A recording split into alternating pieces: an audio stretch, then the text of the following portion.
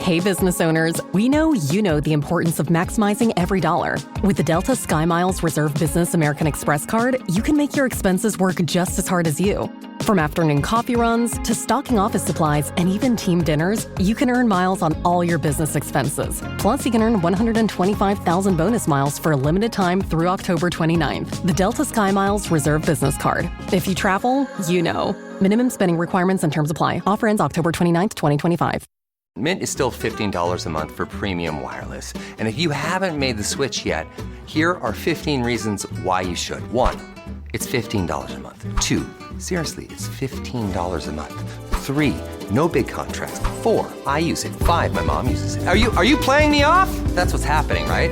Okay, give it a try at mintmobile.com/switch. Upfront payment of $45 for 3-month plan, $15 per month equivalent required. New customer offer first 3 months only. Then full price plan options available. Taxes and fees extra. See mintmobile.com.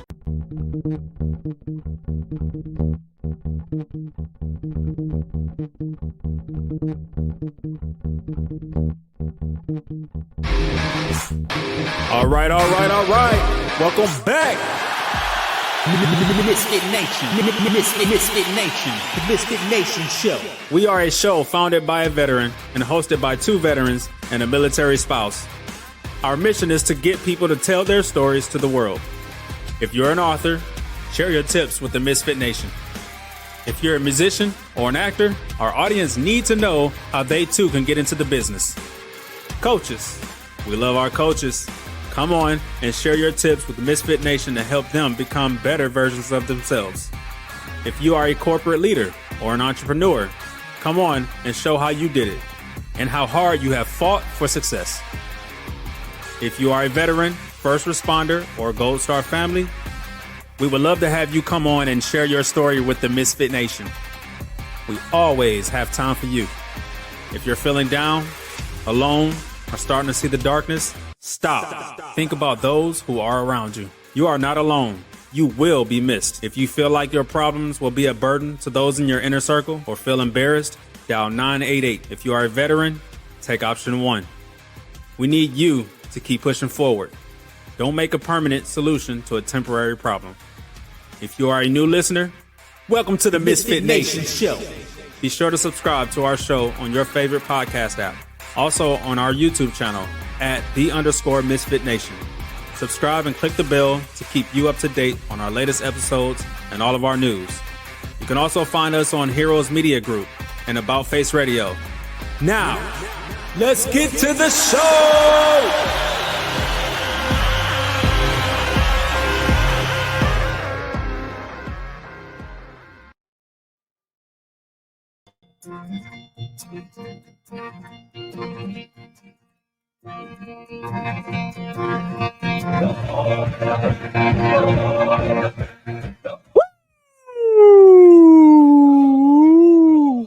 It's Tuesday!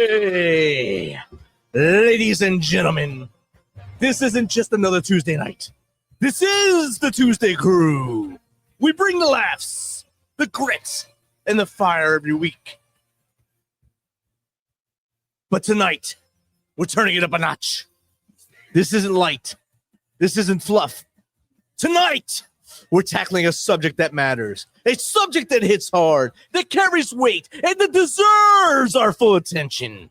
The crew doesn't shy away from the tough conversations. We charge straight into them. Because if it shapes our lives, it impacts our communities, if it tests our resilience, you better believe we're going to face it head on. So buckle up, lean forward, and get ready. Because this is raw, this is real, and this is going to move you. This is the ToosDay Crue, and we're just getting started. Get it, boys! Good evening, I left my 5-point harness in the car. I didn't need to buckle in. I'm ready for my. I'm ready to put my steering wheel on now. Let's go. Come on. Happy Tuesday. What's going on, buddy? Not much at all. Trained some of the finest warriors on this planet today, and got home. Mrs. Holland made an excellent supper. I had some very nice dill baked salmon. That was yeah. That's good. It's been a good eat. How about you? What'd you do on your day off? I didn't actually have a day off. I went and worked at another store today for a few hours and ran some errands and did my usual laundry, food shopping. All right. So, day off, a little bit of work, day off again. And then now here we are in front of the world. Here we are. Hey, we got a great guest tonight. Donna Santucci. She's coming on here. She is going to talk about her son, Anthony. And the best I can describe it, it's a plight. It's injustice. That's it. She's fighting for her son, wrongfully convicted. And I read the story. I downloaded his book. I read the story. I've watched some videos about it, listened to some other folks explain it. Done wrong. And she's going to come on here tonight. She's going to talk about that. Folks, if you're listening tonight, prepare to get angry and I did. I didn't think I would, but I did. I got like blind rage. And this was a very bad injustice that was done to this young man. So without any further ado, let's get Donna in here. Good evening, Donna. There I am. Hey, good evening, Donna. Hi, how are you? And now you're in the middle. Yeah. We're doing good. We're doing good. Hey, I didn't give much of an introduction. We just, I talked about what you're doing and how, what happened to your son. Why don't you tell everybody about it, and we'll go from there. Okay. All right. Well, my name's Donna, obviously, and my son, Anthony Santucci, he has wanted to be in the military since he was a small child. When he was a senior, he went to sign up at the recruiting office, and he wanted to be in the airborne infantry. They didn't have any openings. They wanted him to go ahead and sign up, and then eventually he would get there, but he said no, he was going to wait. So he waited a year. He trained with them for that year, and then he finally, got into the airborne infantry. He graduated boot camp from Fort Benning, jump school from Fort Benning, and then he was stationed at Fort Polk, Louisiana. Mm-hmm. And he was loving life. His main thing, he wanted to get deployed, even though I wasn't too thrilled about that, but he wanted to get deployed. And so he was working, at Fort Polk, and it was a Saturday night, and him and a couple of buddies went to a local bar. It was, off base. And that's what they usually did on a Saturday night there. And so he was there, and this older woman, mother of four, approached him at the bar. She bought him a couple drinks, and he bought her a couple drinks. They were seen dirty dancing. They have a pole in that bar. They were dancing on the pole. They were making out. At one point, she was seen, grabbing his crotch. So as the evening progressed, she asked him if they could go back to his place and play. So, being a young, 21-year-old, he said yes. So he had driven there with his buddies in their car. So she drove them back to his barracks in her car. They drove past the guard shack with no issue. They went to his barracks. They got in his barracks. She told him to take his shit off.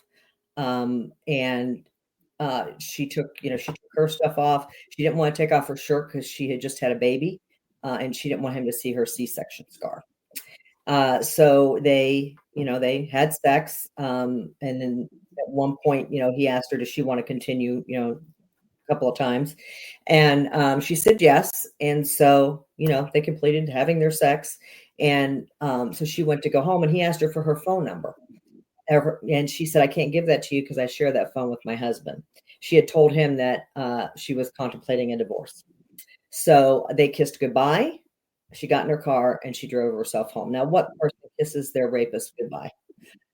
So she drove herself home. And when she got home, it was testified to at the trial by a forensic toxicologist that she took 2 medications that, when mixed with alcohol, caused hysteria. So she got home and she called 911. She didn't call saying I was raped. She didn't call for the police. She called to say, I need the morning after pill and an STD. And the operator, kept saying, were you sexually assaulted? Is the perpetrator still there? And so eventually she said yes, and I need the morning after pill. Well, they're not going to send an ambulance if that's all you wanted. So she had to say that. So I'm a nurse. I've been a nurse for 34 years, and I know what a rape kit is. She got to the hospital. She allowed every aspect of the rape kit. She allowed a full exam, a full pelvic exam. She allowed pictures. She allowed a swab for STDs.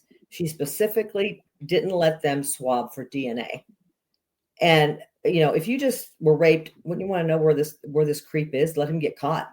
But she didn't do that. She said she didn't know what bar she was at. She didn't know where, who the guy was or any of that. So, of course, the Army, then it was reported as a sexual assault. So that everything just blew up from there.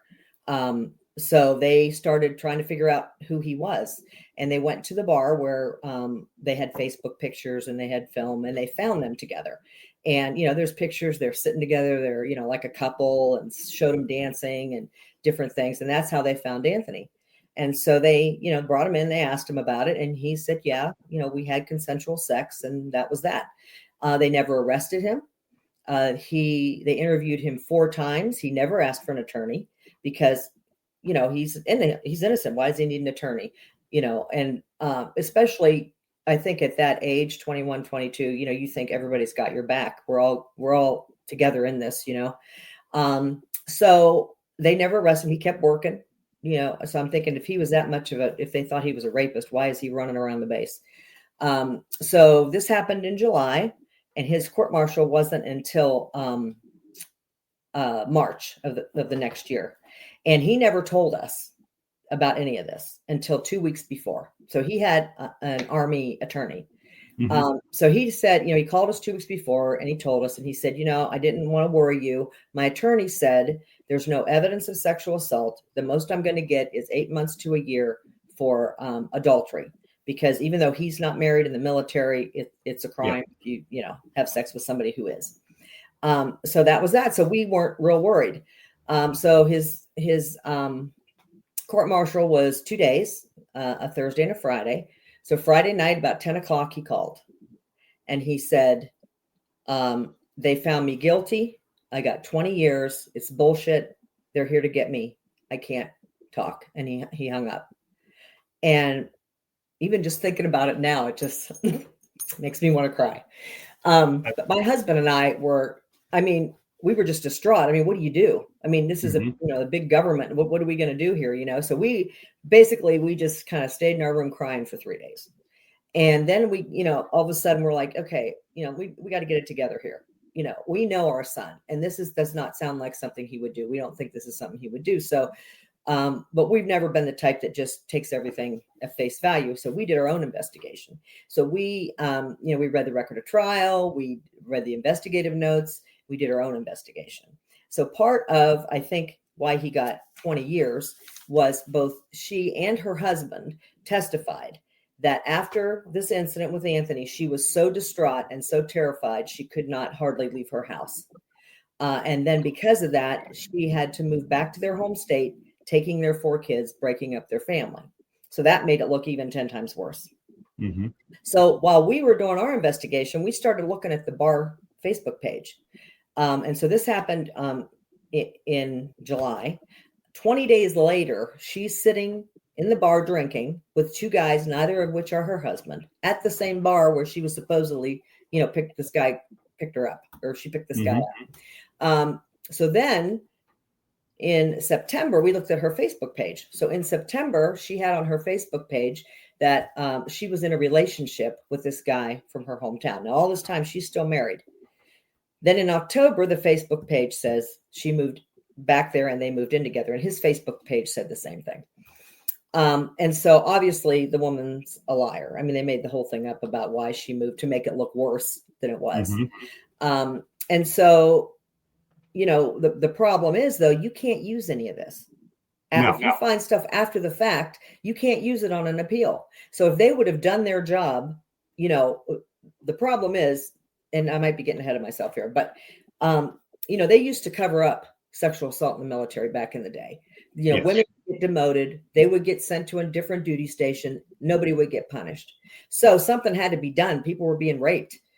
So they came up with what they called the SHARP program, which is Sexual Harassment Assault Response Prevention. And everybody has to take that class. It's in the military. And, the goal, it was a laudable goal. Let's fix this problem here. Well, the problem was, instead of fixing it, they sent everything over to the accuser side. They get all the rights. There's nothing going over for the accused. And they even say in their statement says that it's victim centered. So everything that they do, there is no investigation done on behalf of the accused. Every investigation is just, what can we find to convict this guy? Because the politicians were behind this, getting the whole SHARP program, especially Kirsten Gillibrand. And, they wanted there to be, these men to be, everybody needs to be convicted. They wanted to see that there's good numbers that shows that the Army and the military is going strong on sexual assault, where before it wasn't. Well, of course, if you're setting everybody up to fail and they're all getting convicted, yeah, that looks like your numbers are good. So, that is kind of where we ended up. And so you can't use and so they don't do any investigation. So the investigation we did, nothing counted. And, not that doesn't prove that she wasn't raped, that she lied. Mm-hmm. But let's face it, she's a liar. Yeah. And the other thing that this, the SHARP program, immediately, as soon as you say, I was sexually assaulted, you immediately get the title of special victim. Even though it hasn't been proven you're a victim, they call you a special victim. You're not a victim until it's proven you're a victim. Just because I say something doesn't mean it's true just because I'm a woman. So they do that. They immediately get their own special counsel. They get a special prosecutor. And so everything is going along is on their side, and nothing for the accused. So, so they ended up, they found him guilty. He got 20 years at Fort Leavenworth. He's been there for 11 years. And, I'm so proud of him. He is just an amazing, amazing young man. And he's grown into such a great person. And he's, I'd be curled underneath, my cot in the fetal position every day if this was me. But he is, he takes classes. His goal is he wants to open an online coaching business. My husband and all of his family, they've all always owned their own business. So he always wanted to do something, and he's really into physical fitness. He got his master trainer certification. He has certifications in a couple of other things. He studies all the time. He goes to church. He's just really a good person. He tries to help other people. And so, we've had our appeals that go through the Army. And, and part of the problem, and if I'm talking too much, just my husband says I talk a lot. So if you want to interrupt me, interrupt. Okay. No, you're good. This is your show right now. This is why we're here. Okay. So, part of the problem is that, now I lost my train of thought. See there? Well, hey, while you're regaining your train of thought, we do have a question from our audience. Okay.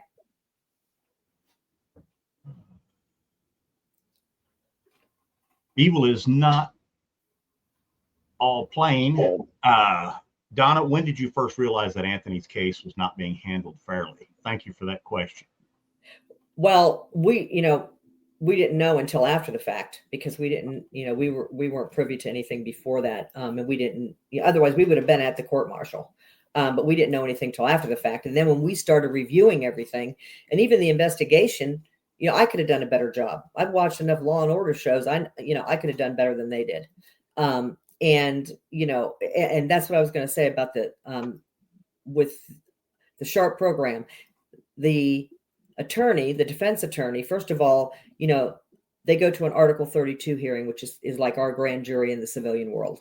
And at that time is where you get to, speak with who the accuser is. And you get to find out, what's going on. Well, you don't get to, their protection under the SHARP program is you don't get to talk to them prior to. And then when they're on the stand, you can't ask them. You can't ask them hardly anything. And in Anthony's case, when it was came time to cross-examine her, his defense attorney basically asked the exact same questions that the prosecutor just asked, So that just cemented everything in the jury's mind. There was never anything brought up about anything for her. And, so that's another big thing that they don't allow. So there's just no due process here. And, all we want is justice. We don't want favoritism. Mm-hmm. That's not what we're after, or for any of these guys. There's so many guys that are wrongfully convicted that are in prison. And then sure, there's plenty of them there that deserve to be there that are rapists. But even if it's one person that's wrongfully convicted, that's too many. But there are so many, and we hear stories. And, whenever we, look at any of these stories, our attorney vets these cases. Anthony vets them first. And then our attorney vets them, because we're not going to support somebody that's, that we think's guilty. But, there's just too many people out there. The system's got to change. And then part of Anthony's, on appeal, one of the things, the other thing that was a real big thing is that during his court martial 4 times, the jury was told that you could find Anthony guilty by a preponderance of the evidence, not the constitutional standard of beyond a reasonable doubt. And that is required in all 50 states of the United States. And it is not required in our military. And that is just ridiculous. And they were told 4 times. And right before they went into the deliberation room, the attorney, the prosecutor said, if you think that more likely than not Santucci did this, you can find him guilty. So right there, they're given that was a wrong instruction. And there is not a jury of your peers. Everybody was higher ranked than Anthony. 3 of them were in the same chain of command. One of them, the prosecutor, was representing him in another matter. Now, how is that right? And the convening authority, who's the commander that decides to take this to, says, okay, go ahead and take it to court martial. He is their commander. He's the prosecutor and the jury's commander. So if your boss says, hey, this is what I think, are you going to say no? That is bias right there. So during, we went to a couple of appeals, and I have a problem with that too, because I don't think these should be, none of this should go through the military court. It should go through civilian, because there's too much political pressure, first of all. But they, what was I going to say? Oh my gosh. Anyway, so they, they are, oh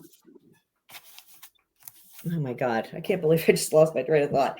Anyway, so part of when they go for their appeals, okay, I'm back on track now.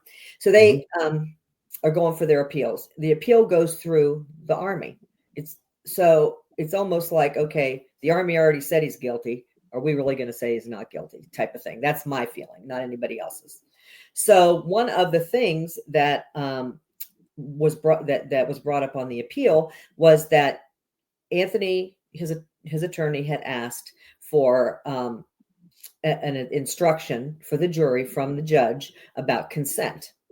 And there was a list of things that showed that she's consenting. She picked him up. She drove him home. She told him to take his clothes off.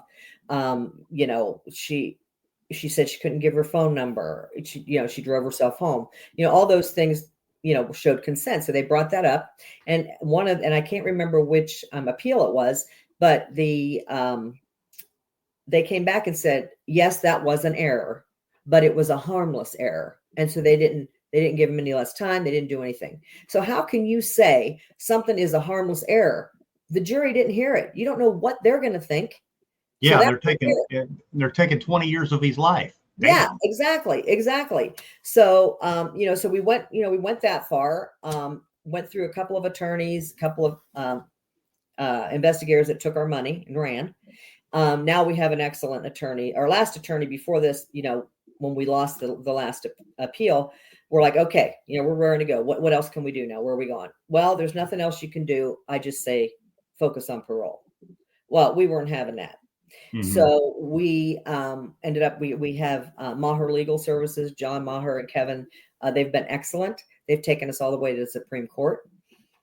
So we went to the Ninth Circuit Court of Appeals and for a habeas we're asking for, habeas relief. And they came back and said, basically that the Army gave it full and fair consideration. They don't want to handle that. They want to leave the Army separate. So they don't want to handle it. And then we appealed it. And then, we didn't win there either. But then we went to the Supreme Court and they just refused to hear it. They had I think 495 cases were sent to them and they only take 14. I don't even know if they read Anthony's, by the time they got to their 14, they were probably done. Yeah. So right now, what we have is a pardon in front of President Trump. And we're not just asking for a pardon. We're asking for him to disapprove the findings and the sentence, which would send Anthony home a totally free man. He wouldn't be a felon. He wouldn't have to register as a sex offender. And that would be true justice. And as the president of the United States under, and I have the code here anyway, it's under in the UCMJ, Title 10, I think, he is considered the convening authority, the top convening authority. He has the ability to disapprove the findings in the sentence. And we're he's the commander in chief. Yeah. Yeah, he's the commander in chief. And we're asking him, and that hasn't been done very often in the history of the United States by a president. Mm-hmm. And we have sent him letters saying, you, Mr. President, are the one to take care of this problem and right this wrong. So that's kind of where everything is. We know that, we know it was hand delivered by our attorneys to the pardon attorney. We know that it is, it's gotten to the places that it needs to go. And so we call the White House, we write, asking them, to, having him to look at this. So, there's so much going on in the world. There's always a bigger fish to fry, but there's no bigger fish to fry than my fish. And hey, you're a mama fighting for her son. That's exactly. So so that's kind of the quick version of his, what's going on with him. All right. We're going to take just a short little pause here. We're not going to go anywhere, but I'm going to mention out there, first of all, thank you for everybody who is on here listening tonight and watching us. And if you're out there, you're feeling the darkness, don't do it alone. Get on that telephone, dial 988. If you are a veteran, take option 1. Somebody will talk to you. If you don't want to talk to them, if you don't want to dial those numbers, drop an email to info@themisfitnation.com, Stephen@themisfitnation.com, or Jake@themisfitnation.com. Drop your phone number in there. We'll call you. We'll talk to you. We'll listen to you. Tomorrow is too beautiful of a day for you not to be in it. So we would sure, not want you to not be here. So please do that. And also, while you're out there, get on freeourwarriors.org. That is the website and that Donna has. And when you're on there, click on there to download Anthony's book that he wrote. I read it. It's eye-opening. It is very eye-opening. So get on there and do that and support them if you can. They're doing great things. Yes, there are people, there's a lot of people in jail that are guilty. Most of them are. Some of them, however, through whatever injustice or not, and they need to be set free and get on with the rest of their lives. And I'm going to bring up a name that was in Anthony's book. I was going through and just, I go down a rabbit hole. I went down a rabbit hole after reading Captain Camacho's story. Mm-hmm. I started clicking on links and there's a lot of them out there, whether they're in civilian jail or military, especially military jail, because I think that because of political pressure, like you said, the military just tries to, hey, let's sweep this under the rug and do what they want us to do, and everybody will shut up and get off our back about it. So, I think that's what's being done, and with a lot of it. Absolutely. Yeah. And I don't know if you read in Anthony's book and on the website is Keith Berry.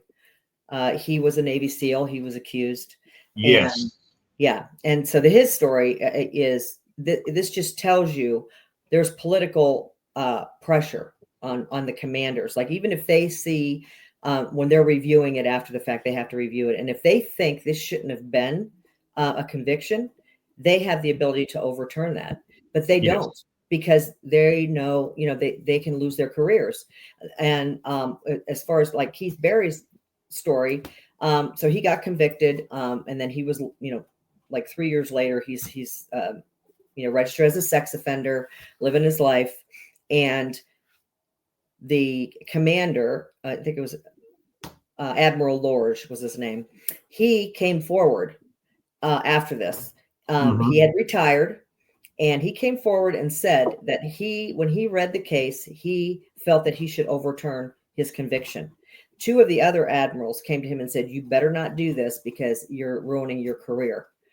He only had a couple of years before he retired, and so he didn't say anything. And so after he retired, he must have had a come to Jesus moment and decided he couldn't live with himself, and he had to tell. And so he told, he brought that forward, and Keith Berry ended up having his whole case turned over, and he is no longer living as a sex offender. He's just, back as a normal citizen, but he shouldn't have had to live 3 years of his life as a sex offender. Because now everybody in his community or wherever you live, doesn't matter if you got it overturned, that's in the back of somebody's mind. That's still his reputation. So yes, it is. Now, I watched your video of you addressing the Defense Advisory Committee, and they said that they would get back to you. Have they? No. And that was when? That was, I think, 2 years ago. And haven't heard a word. All right.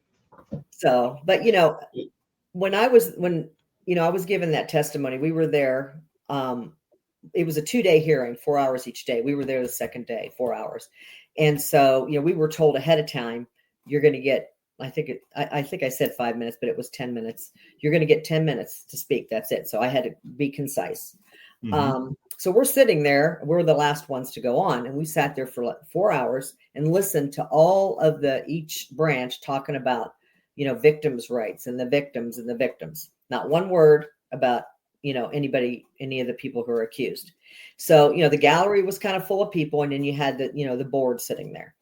And so, everybody got done. And so we came up and we sat down, and, me and another lady, and we were going to talk. Immediately, everybody, almost every single person in that gallery left. That's what we're up against. Yes. As soon as somebody hears sexual assault, you're guilty, especially with the hashtag Me Too movement. And, and I get it. I mean, I can only imagine what it would be like to be raped. And I understand that. And I feel sorry for these people that are really raped.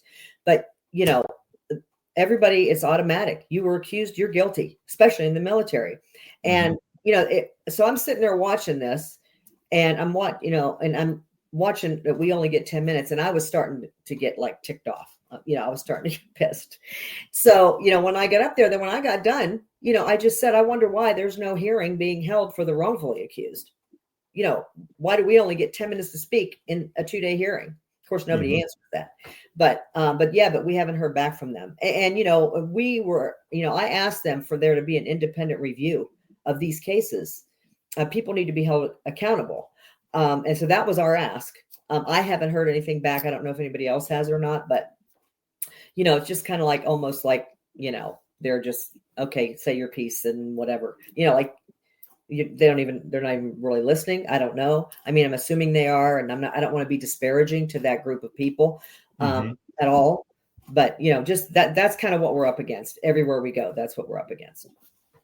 The biggest thing that boggles my mind is I'm listening and I was reading. You said she drove him to the base. She drove home after they met at the bar. Now, when you go into a base, you have to give ID and sign in. Exactly. Okay. Now something happens on that base. You're gonna drive home, and then after you're high, you're gonna all of a sudden you're distraught and, oh my God, this happened. You have to pass that same damn guard when you're leaving. Why didn't you stop at that gate and say, hey, this happened 5 minutes ago? Right, exactly. You drove to your house. Mm-hmm. Were Yeah. you looking for a payout? Were you looking for this? Yeah. I don't understand. 'Cause you had to give ID to get in, then you had to pass that same damn gate to get out. Yeah. Why would you drive through that gate and not stop at that gate and say, "Hey, come back with me. This is what happened." And I There was think a game built up in their heads. right. And I think it might have gone a little bit different way. She had what back in my day you call hickeys. You don't know what they call them now. She had a couple hickeys. How are you going to explain that to your husband when you get home at 3 or 4 o'clock in the morning? First of all, you got 4 little babies at home. Should you be out at the bar till 4 in the morning without your husband? And so she had these hickeys. How's she going to explain that? So, I'm thinking that and this is just me, not putting words in her mouth, but I'm thinking, okay, she gets home and she sees, okay, I got these hickeys. Now, what am I going to tell my husband? So she decides to call 911, just not to report a crime and not to say she knew who the guy was, but just so she could get a morning after pill and explain how did she get these hickeys on her. And I think maybe that she thought this wasn't going to go anywhere if she doesn't know who the guy is, but little did she know, that the Army was going to take this ball and run with it. And that maybe I'm giving her too much credit because she's still a horrible person. But, so yeah. How does she sleep at night? I know. And, the thing is, when this first happened, I can tell you, I mean, this has been 11 years we've been living with it. And when this first happened, like the first year or so, there were days when I almost got in my car because I knew roughly where she lived because we had an investigator, figure it out. And I almost got in my car and drove down there, not tell my husband because I know he wouldn't let me. I mean, I had to really physically stop myself because I kept thinking I can talk to her. I'm a woman. I'm a mom. She's a woman. She's a mom. I can talk to her. I can, we can figure this out. But there were several times I really had to physically stop myself because it's so overwhelming. It's not as bad now as it was, but it's still a hard thing to go to a prison and walk out and have that door slam behind you for the first time. Yes. That is just a horrible, horrible thing. It's still a horrible thing, but the first time that happens, we got to the car and I was just wailing. I mean, I just could not, I couldn't control myself. It was just so horrible. It's gotten better over time. I don't cry every time I leave him now, but, I mean, that's just something that's, not only shouldn't he go through that, but families should not be put through this. And, we go to these parole hearings and, sometimes I just want to say to them, because we've had 4 or 5 of them now. I just want to say to them, why are you putting us through this? You know that you're not going to let him out yet. Because they always come back with something. And the next year, I always come back with, okay, this is this. One of their big things that they say is he hasn't been properly rehabilitated. And specifically at the last parole hearing, one of the people asked me, why do you think he hasn't taken the sex offender class? He's taken every single class that's required there. But for the sex offender class, he has to sign something saying that he's guilty. And he has said he will spend every single day of his 20 years before he admits to something that he didn't do. And I told her that, and I said, why can't he just take the sex offender class? What's the deal? Well, we don't want to waste the time on somebody who's not admitting guilt. No, they don't want to waste the time because if they have all these people that come in saying they're innocent and they sign that says they're guilty, they could say, see, we're getting the right guys. Because when he first got there, he was in reception. They call it reception. And they do their intake and all that. And I had found a little note that he had given me from right after that time. And on the note, he wrote down what happened. He was meeting with this, corporal or somebody. And he said, that you're going to have to start seeing a counselor and you're going to have to admit that you're guilty. And Anthony said, why would I admit I'm guilty? I didn't do it. He said, I know you think you didn't do it, but both of you were drinking that night. So neither one of you really knows what happened. And Anthony went back to his cell. He wrote that specific. So he would keep that. And that's what they do. You have a 21-year-old, by then he was 22, a young 22-year-old kid who's probably scared to death in there. And they're telling him, do this, do that. You're going to do what they tell you. But thank God, he stuck to his guns and he said, I am not doing that. And so they're still using that as a way to deny him, as one of the reasons that they deny him parole. And that's just horrible. Yes, it is. And I want to throw some stuff out there. If there's any young soldiers out here listening tonight, beware your surroundings. Have some situational awareness. If you get tied up in something like this, you could know that you're innocent. Don't think that you need a lawyer. Wrong. Lawyer, do it. And dealing with the military for as long as I did, I know that in the military's eyes, you are guilty until you prove yourself innocent. I will say that. That was my dealing with it.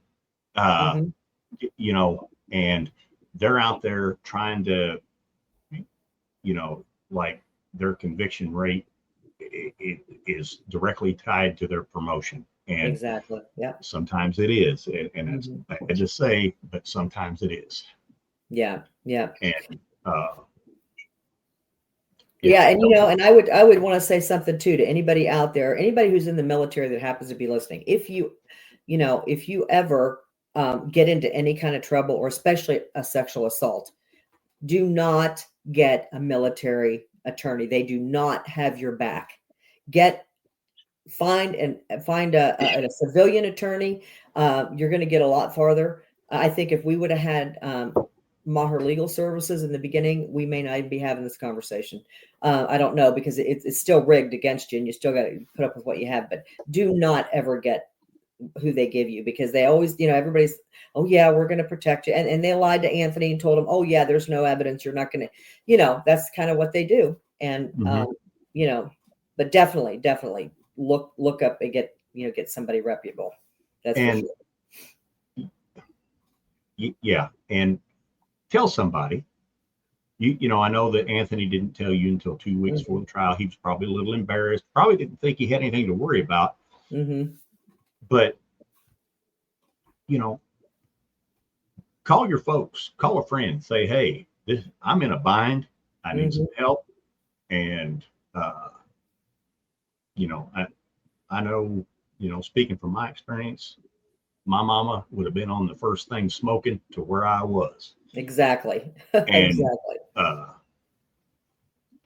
then after she beat my ass for being stupid. Yeah.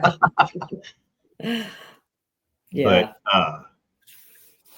yeah. Now let's talk a little bit about Free Our Warriors. Okay. All right. Well, Anthony, after he had been in, I think probably 5 years, he came to my husband, or, you know, he asked my husband and I, he wanted to start a nonprofit organization. He said, Mom, this is not about getting me out of prison. It's about stopping this from happening to anybody else. So I'm the secretary.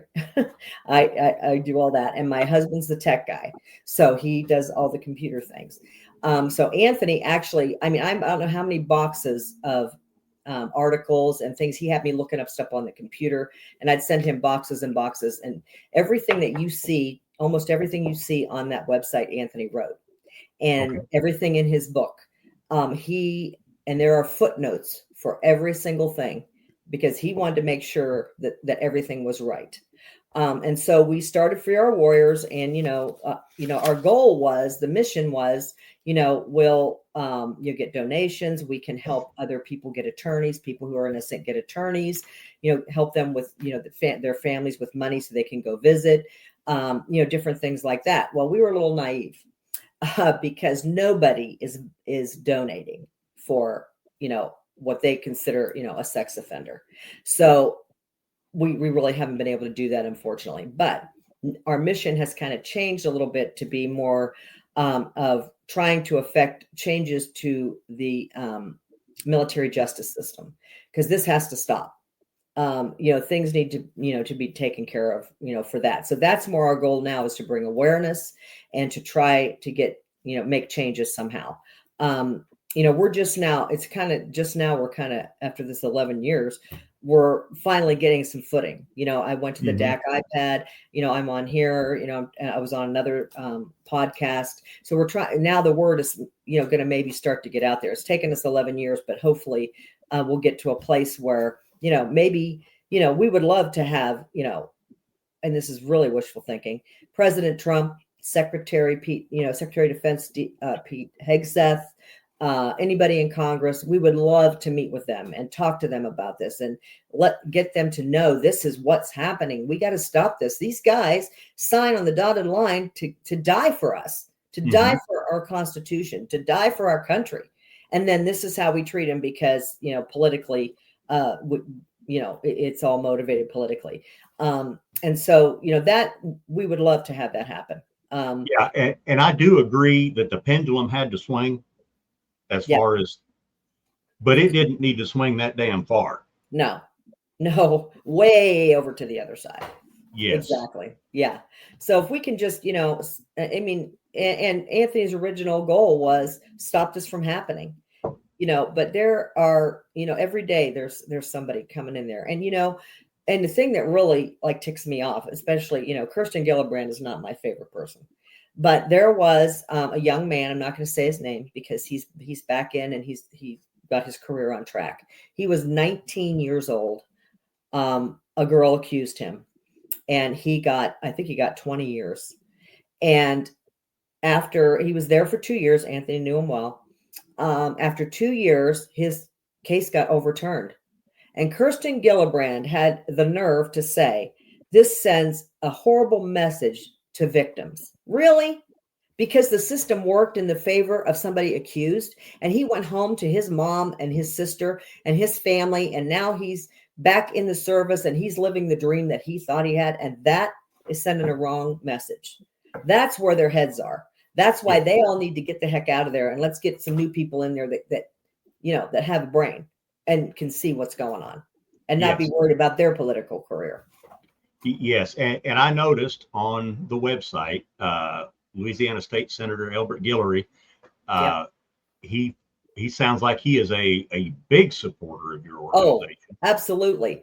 And, one of the things also with us getting our footing with Free Our Warriors, we were invited down to the Louisiana GOP convention in 2022 as Free Our Warriors. We had a booth, we had Anthony's book, we had papers, and we were kind of nervous because we didn't know how are we going to be received. That was our first thing to do. But I'm telling you, there was only one lady that when she came up to us and said, what's this about? And we told her, she said, oh, and she turned around and left. Every single person that came up, they took a book, they took a flyer, they were appalled. And that's where we met. He's retired Senator Elbert Guillory. We met him. We met the Lieutenant Governor, Billy Nungesser, and the Representative Chuck Owen. And, we met with them for quite a while, and they were appalled by this whole thing. And all three of them, since then, write a letter for every parole. That video of Elbert Guillory, that's a video testimony he did at Anthony's parole hearing. And they wrote letters to President Trump for a pardon. And, the sad thing is we live in Ohio, and we have been trying to get our Ohio politicians to meet with us. We've sent them letters. I drove, 4 hours to drop off a packet. We have never heard back. And, I've said, it's pretty sad when we have to drive or we have to go all the way down to Louisiana to get support for our son, and our own politicians won't step up because they're afraid to get involved in anything that says sexual assault. But they're not in Louisiana. They did an awesome job, and we appreciate them so much. Good deal. I'm glad that you're getting that support. And folks, if you're listening, go to freeourwarriors.org. Read the testimonies that are in there. Click the links. Read the stories of these service members that are wrongfully accused and convicted, and get on there and support them any way that you can. And maybe if we create enough of a hubbub about this, some people will get on there and start to notice, and maybe we can get some justice for these warriors. And I know that their lives will never be the same after being institutionalized like that, but at least gives them a point to get out and get started back on what's left of their life. Right. Exactly. Yeah, exactly. And, the sad thing is some people don't have, like my husband and I were able to go visit Anthony every couple months. Mhm. We live in Ohio. He's in Kansas. But there are so many people that we've met that they can only come once a year. They come once a year to see their loved one. And Mhm. even, I don't know their story. I don't know if their son's guilty or not, but it's just a sad thing, that not everybody has a support system. And so, our goal was to help be that support system for those who are innocent. But we just have to change direction and have to try to, to get, justice for these people and make some changes, for that. So, and the thing is, like I tell people, like what people can do, that want to help, is, we've started calling, we call the White House. Like you could call the White House every single day. They don't want to know your name. They don't want to know your phone number. You can just say your little spiel. And we were told that obviously not everything gets to President Trump, Mhm. but when they, at the end of the week or whatever, they get all those together. And if there's a whole bunch of them that are about the same thing, like if it would be about the UCMJ and all this, then when they meet with the president, those are the ones that they present. They don't present Joe Blow over here said something and he's the only one. So the more people that call the White House or write about these issues and the more often, and you're not limited to how much you can do. So I would encourage people, you can go on whitehouse.gov, and there's a place there where you can write a message to the president, the vice president, any of your legislators. And, if you get enough people to do that, I mean, there are so many families out there that are going through what we're going through, of innocent people. If they could somehow all get on board and just all start pummeling, making these phone calls and blowing up the phones, blowing up the mail system, I think that would get some attention. And that's what we need. We need attention in order to get some momentum to make some changes. Yes, yes, we do. And folks, if you want to do that, you can call the White House. You can get on whitehouse.gov, fill out a short little comment and get that out there. Maybe it'll fall on eyes that say, hey, this needs to be addressed. Mm-hmm. And I'm just going to make a pitch here. I think if any administration would jump on this, it would be this one. Absolutely. That's all I'm going to say about it. Mm-hmm. But let's hope for the best. Oh yeah, for sure. So moving forward, you say, I know he's in prison, but Anthony's doing okay. Oh yeah. Yeah. He is, this whole time, he has never, ever been down when we talk to him or when we visit him. There was one time, and I think it was after we had our habeas petition out there, or one of the appeals that we did after the two. But it took them, I think, 15 months to make a decision. And that's the longest they've ever gone. The longest they've ever gone is 6 months. So we all thought, okay, they're giving us something here. Anthony had always told me, Mom, don't get your hopes up. I'm not going to win this appeal. I'm not going to win this appeal. But I think because it took so long that time, I think he really got his hopes up. So when it finally came back and they said, oh, we're not going to do anything. And I had to tell him that over the phone. And I just heard him yell really loud, the F word. And then he was silent. And then he came back. He said, you know what? I'm done. I don't want you doing any interviews. I want to shut down For Your Warriors. I can't do this for my mental well-being. I can't do it. And so that lasted about 2 weeks. And, so then, he kind of, came back to his senses. But that was the only time out of this whole entire thing. I mean, if anybody deserves to be angry and, deserves to, just beat his head against the wall, would be him. But he just, he's positive about everything. And I thank God for that, and he's become a Christian since he's been in there, which he was an atheist, which I don't know how he came from our family as an atheist, but he was. But, my family, and especially his cousins that he's very, very close to, they're close in age.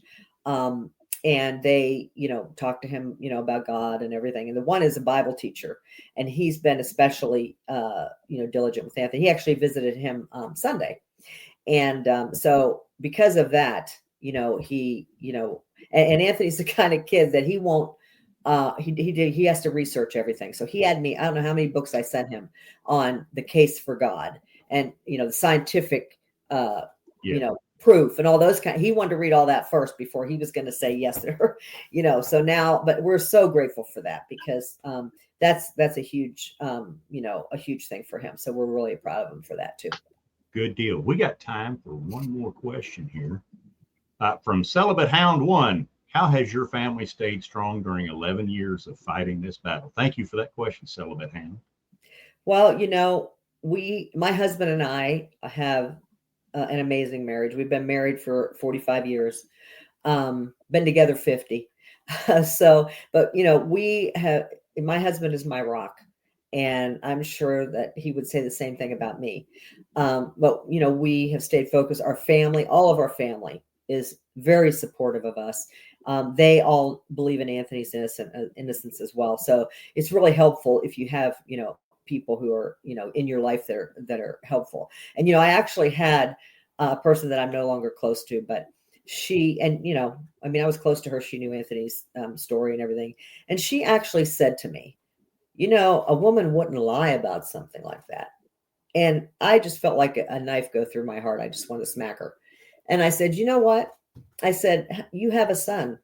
So if the woman has to be believed and your son comes home from college and says, I was accused of sexual assault, do you believe him? Well, no, the woman's not going to lie. So your son should go to jail. So people don't think of it like that. You can't think that the woman's, always, so she's out of my life, thank God. But, everybody's just been, our family is wonderful and we love them all. And we thank them all so much for their ongoing support. That's amazing that you've got that chain of support. Oh yeah. Yeah, for sure. Well, Donna. Well, you what? You made it through this.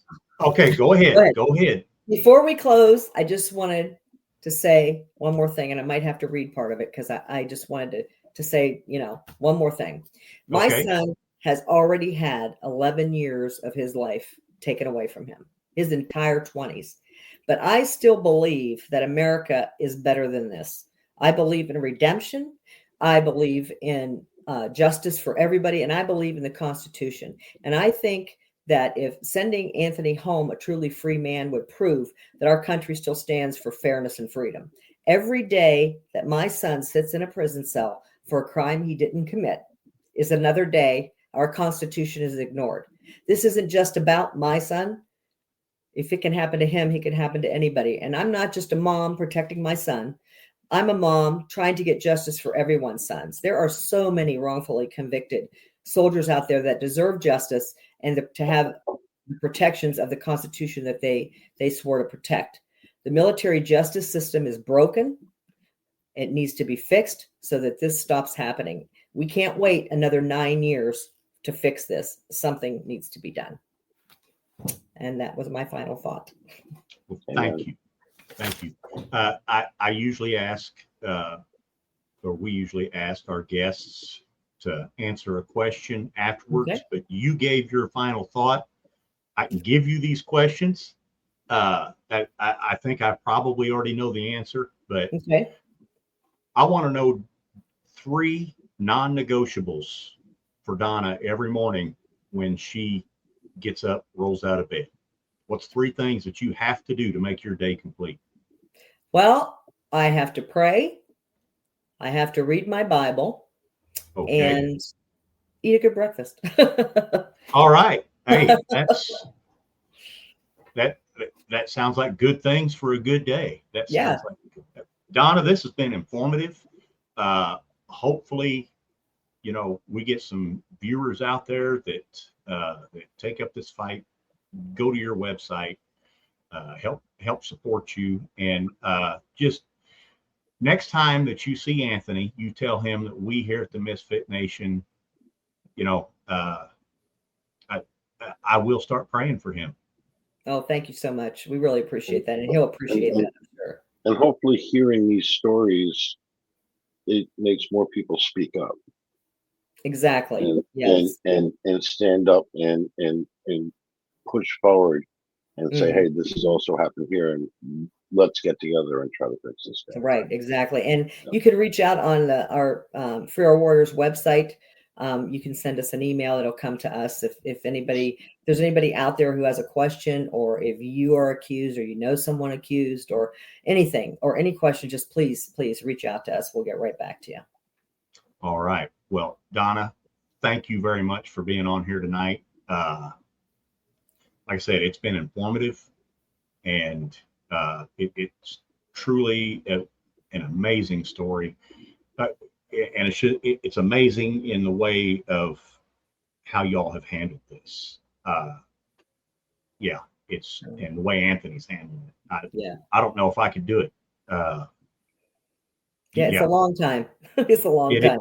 It is a long time. It's a long time, and you're still active and pushing, and you're not giving up, and that's the greatest part. Right. Well, some people call me the mama bear, and sometimes I feel like the mama bear. So, And my husband would be the papa bear, because it's just as much as me. I'm just the talker, so that's why I'm doing the interview. So, well, hey, y'all keep up the good fight. Oh, we will. And again, thank you to our viewers out there. Thank you for coming on here and sharing this with us tonight. And I have nothing else, Stephen. Okay. Well, thank you so much. It's okay to feel pissed off about this. Yes, it is definitely okay to. I've been pissed off about it for about a week, and so yes. Yeah. Well, I really appreciate you having me on and getting Anthony's story out there, and the story from for what's going on in our military, and hopefully it'll change something. I really appreciate it. And hey, if you ever want to talk more, reach out to us, and we'll bring you back on. We'll sit there for another hour. Yeah, and let's make a date. We're not going to say if Anthony gets parole. When he gets parole, let's do this again. Oh yeah. Yep. All right. Sure. Yep, for sure. I will definitely do that. Parole, pardon, whatever. Let's get him on here. Okay, we'll definitely do it. All right. Well, thank you, Donna. All right. Nation, thank you, guys. We love you, and we will see you next week. Okay. Good night, everybody. Thank you.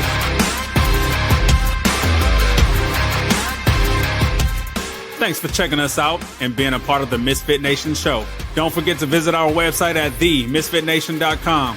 That's themisfitnation.com. Check out all our past episodes and get some of the great Misfit Nation gear for you and your family. As always, be humble, stay hungry, and keep hustling, because we are Misfit Nation. Misfit Nation.